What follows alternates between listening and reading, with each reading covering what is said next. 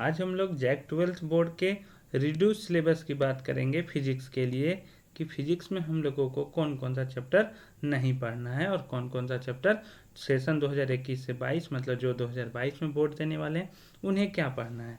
तो जैसा कि आप लोगों को पता होगा कि जैक बोर्ड ने 25% सिलेबस को क्या कर दिया है, रिड्यूस कर दिया है। तो हम लोग इस पूरे वीडियो में उसी को जानने की कोशिश करेंगे कि हमें कौन सा टॉपिक पढ़ना है और कौन सा टॉपिक नहीं पढ़ना है। तो बने रहिए हमारे वीडियो में लास्ट तक।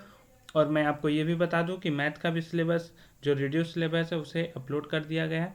आप हमारे प्लेलिस्ट में डिस्क्रिप्शन में मिलेगा, उसमें जाकर आप चेक कर सकते हैं रिसेंटली एडेड वीडियो में। ठीक है, तो आप लोगों का स्वागत है आपके यूट्यूब चैनल MSKBM इंस्टीट्यूट में। यहाँ पे मैं बताने जा रहा हूँ फिजिक्स में भौतिक विज्ञान, जिसे हम लोग क्या बोलते हैं फिजिक्स। तो उसमें से हम लोग को कौन कौन सा चैप्टर पढ़ना है और कौन कौन सा नहीं पढ़ना है। तो हम लोग स्टार्ट करते हैं पहले चैप्टर से। देखिए यहाँ पे पहले लिखा हुआ सिलेक्टेड चैप्टर एस और नो। कौन सा चैप्टर सिलेक्टेड है, मतलब जिसे हम लोग को पढ़ना है। फिर उस चैप्टर से कौन सा टॉपिक को डिलीट कर दिया गया है, deleted topics from selected chapters. तो हम लोगों के पास जो पहला चैप्टर है उसका नाम है इलेक्ट्रिक चार्ज एंड फील्ड। आप NCERT बुक निकालिए और उसमें देखिए पहला जो चैप्टर आपको मिलेगा वो मिलेगा इलेक्ट्रिक चार्ज एंड फील्ड। तो ये हम लोग को पढ़ना है, लेकिन इसमें क्या नहीं पढ़ना है। यदि हम उस टॉपिक की बात करें तो आप यहाँ पे ध्यान दीजिए, force between two multiple charges. यदि चार्जेस को मल्टीपल मतलब बहुत सारे चार्ज एक साथ रख दिए जाएं तो उसके बीच में जो फोर्स होगा उसे हम लोगों को नहीं पढ़ना है। दूसरा जो टॉपिक है जो नहीं पढ़ना है वो है superposition principle. Superposition principle नहीं पढ़ना है पहले चैप्टर से। दूसरे चैप्टर की ओर आगे बढ़ें तो दूसरा चैप्टर हमें पढ़ना है जिसका नाम है इलेक्ट्रिक पोटेंशियल एंड कैपेसिटेंस। इसमें क्या नहीं पढ़ना है यदि उसकी बात की जाए तो यहाँ पे देखिए electric potential due to a dipole and the system of charges. एक डाइपोल के द्वारा जो इलेक्ट्रिक पोटेंशियल होता है और एक बहुत सारा चार्जेस का जो सिस्टम होता है उसके द्वारा एक इलेक्ट्रिक पोटेंशियल हम लोगों को नहीं पढ़ना है। और हम लोग बात करते हैं इक्वी पोटेंशियल सरफेस का। ऐसा सरफेस जहाँ पे पोटेंशियल क्या होता है, सेम होता है, उसे हम लोगों को नहीं पढ़ना है। Electric potential energy of A system of 2 point charge end of electric dipoles in an electrostatic fields. हम लोगों को इलेक्ट्रिक पोटेंशियल एनर्जी जो होता है 2 पॉइंट चार्ज के लिए उसे भी नहीं पढ़ना है। और साथ साथ में electric dipole in an electrostatic field, एक इलेक्ट्रोस्टैटिक फील्ड में इलेक्ट्रिक डाइपोल किस तरह से कितना होता है वो भी हम लोगों को नहीं पढ़ना है। कैपेसिटर्स को यदि हम कंबाइन करते हैं सीरीज में और पैरेलल में उसे भी डिलीट कर दिया गया है। Conductor and insulators, free charges and bound charges inside a conductors, dielectrics and electric polarisation, Van de Graaff generators, ये सब सारे चैप्टर्स को डिलीट कर दिया गया है। अब बात करते हैं हम लोग तीसरे चैप्टर जिसका नाम है करंट इलेक्ट्रिसिटी। उसे पढ़ना तो जरूर है लेकिन उसमें से भी कुछ टॉपिक को हटा दिया गया है जो है इस प्रकार: electric energy and power, electric resistivity and conductivity, carbon resistors, colour code for carbon resistors, temperature dependence of resistance, electrical resistance, VI characteristics, linear and non linear, potentiometer, इसका प्रिंसिपल्स और इसका एप्लीकेशन किस तरह से होता है पोटेंशियल डिफरेंस को major करने के लिए, उसे भी डिलीट कर दिया गया। And for comparing EMF of 2 cells, 2 cells का EMF को कंपेयर करने के लिए हम लोग किस तरह से पोटेंशियोमीटर का यूज करते हैं। Measurement of internal resistance of a cell, इसको भी रिड्यूस किया गया है, डिलीट कर दिया गया। ये था हमारा 3 चैप्टर। इसके बाद हम लोग आगे बढ़ते हैं 4th चैप्टर की ओर जिसका नाम है magnetic effect of current. Concept of magnetic fields इसमें से डिलीटेड है, पढ़ना तो है लेकिन कौन सा टॉपिक डिलीटेड है। को पहला concept of magnetic field, magnetic field का कॉन्सेप्ट क्या है, और Oersted experiments, bar magnet as an equivalent solenoid, bar magnet जो एक इक्विवेलेंट सोलेनॉइड के बराबर है, magnetic field lines, current sensitivity and conversion to ammeters and voltmeter of moving coil galvanometer, current loop as a magnetic dipole and its magnetic dipole moment, magnetic dipole moment of a revolving electrons।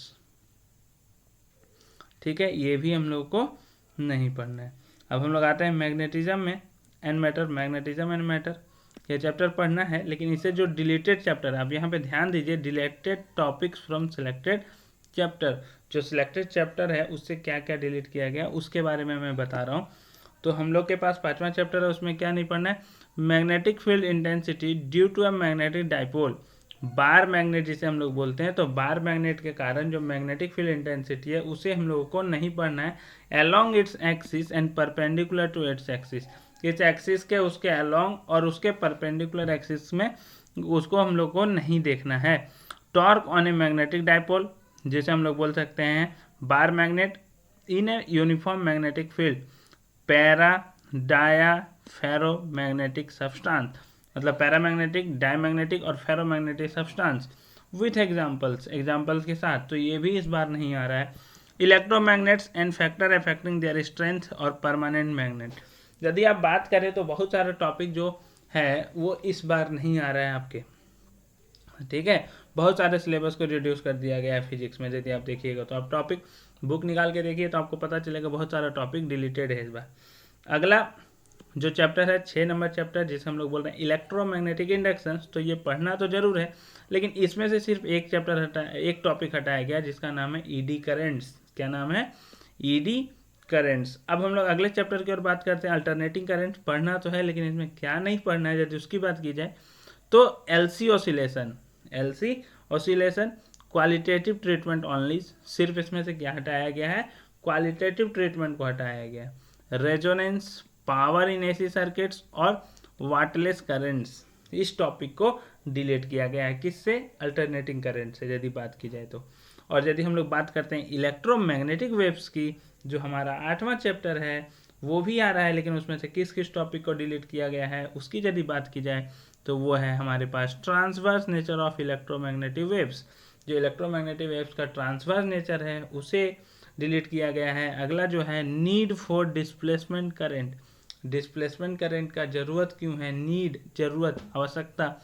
Modified Ampere circuital law, जो Ampere circuital law है उसको किस तरह से modified किया गया है। अगला जो चैप्टर है उसका नाम है ray optics, 9th number chapter, उसे पढ़ना है, लेकिन उसमें से क्या क्या नहीं पढ़ना है यदि उसकी बात करते हैं हम लोग तो है reflection of light, spherical mirror formula, dispersion of light through a prism, यहाँ पे मिरर फार्मूला का कॉमा होगा, फिर होगा आपके पास dispersion of light through a prism, scattering of light, blue color of the sky and reddish appearance of the sun at sunrise and sunset। Sky जो है आपका ब्लू क्यों दिखता है, और सन राइज के समय और सनसेट के समय जब सूर्य का उदय होता है और जब सूर्य का अस्त होता है तो वो रेडिश कलर का क्यों दिखता है। Optical instruments, human eye, image formation and accommodations, corrections of eye defects, जिसमें myopia, hypermetropia, presbyopia and astigmatism using lenses। ठीक है, correction of eye defects using lenses में यदि बात करें तो myopia, hypermetropia, presbyopia and astigmatism, ये टॉपिक को हटा दिया गया है, डिलीट कर दिया गया है आपके सिलेबस से। अब हम लोग अगले चैप्टर की ओर बढ़ते हैं जिसका नाम है वेव ऑप्टिक्स। क्या नाम है? Wave optics. तो वेव ऑप्टिक्स में आप ध्यान दीजिए, वेव ऑप्टिक्स पढ़ना तो हम लोगों के पास, इसमें से किस टॉपिक्स को हटाया गया? Diffraction due to a single slit, एक सिंगल स्लिट के थ्रू जो डिफ्रैक्शन होता है उससे हटाया गया। विड्थ ऑफ सेंट्रल मैक्सिमा, जो सेंट्रल मैक्सिमम होता है उसका विड्थ कितना है। रिजॉल्विंग पावर ऑफ माइक्रोस्कोप्स का रिजॉल्विंग पावर्स, और एस्ट्रोनॉमिकल टेलीस्कोप्स का भी रिजॉल्विंग पावर। ठीक है, ये वेव ऑप्टिक्स से डिलीट कर दिया गया।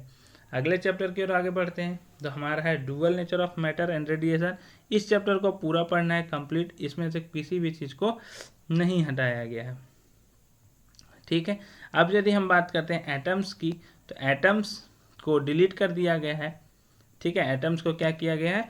डिलीट कर दिया गया। देखिए यहाँ पे लिखा गया था सिलेक्टेड चैप्टर, तो एटम्स जो चैप्टर है उसे सिलेक्ट नहीं किया गया है, तो सिलेक्ट नहीं किया गया है तो उसमें से देखिए हम लोग को सिलेक्ट नहीं किया गया तो सिंपल सी बात है, मान लीजिए उसे पढ़ना नहीं है, लेकिन फिर भी लिखा गया है कि उसमें से क्या क्या डिलीट किया गया है।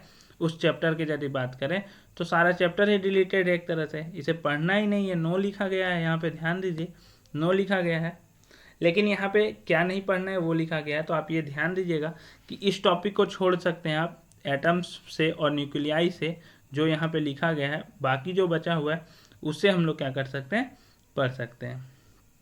ठीक है, तो देखिए इसमें से एटम्स में से यदि बात किया जाए, alpha particle, scattering experiment, Rutherford's model of atoms, Bohr models, energy levels और हाइड्रोजन स्पेक्ट्रम। और अगला जो चैप्टर है न्यूक्लियाई, उसमें है radioactivity, radioactive decay law, mass energy relation, mass defects.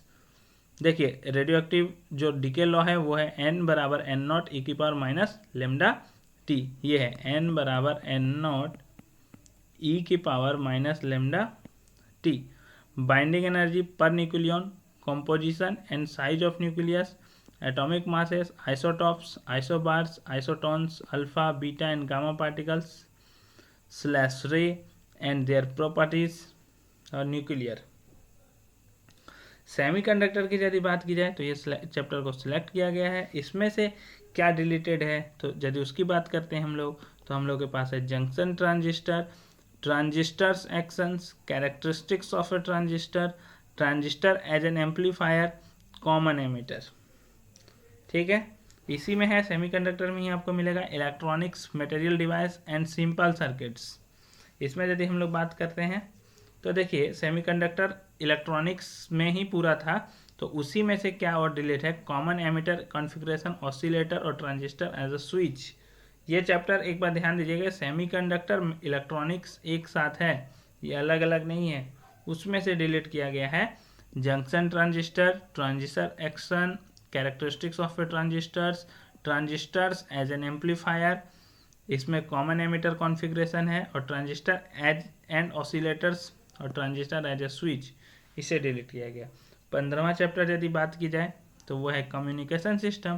तो कम्युनिकेशन सिस्टम को सिलेक्ट ही नहीं किया गया है, नो सिलेक्टेड। तो इसमें से यदि टॉपिक देखें क्या क्या हटाया गया, तो ऐसे तो नहीं किया गया तो कुछ भी नहीं आएगा, तो फिर भी लिखा गया कि क्या क्या नहीं आ रहा है। तो elements of a communication systems, जिसमें आएगा ब्लॉक डायग्राम ओनली, उसे हटाया गया है। Bandwidth of transmission medium, propagation of electromagnetic waves in the atmosphere, sky in space wave propagation, need for modulation, production and detections of रे।